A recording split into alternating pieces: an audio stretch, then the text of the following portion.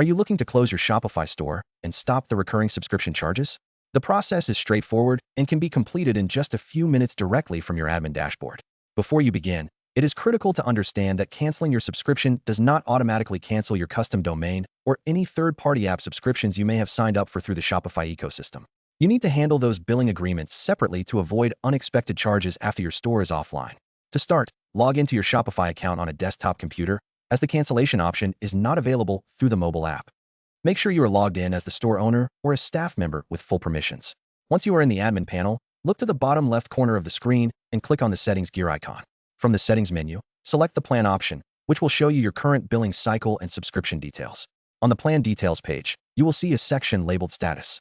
Depending on your plan type, you may need to click a red button that says Cancel Subscription, or you might see an option to pause or deactivate store first. If you want to keep your website content but stop paying, you can choose the Pause and Build plan, which reduces your fee significantly. However, if you want a complete shutdown, click the Cancel Subscription button. Shopify will then present you with a series of exit surveys asking why you are leaving. You must fill these out accurately to proceed to the final confirmation screen. Finally, review the details one last time.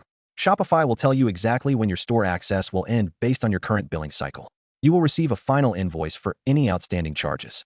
After confirming, you cannot undo the cancellation, though you can always reactivate the store later by logging back in and choosing a new plan.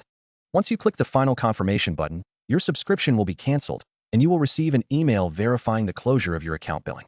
Remember to export any product data, customer lists, or sales reports before your access expires, as you will lose administrative privileges once the billing period ends.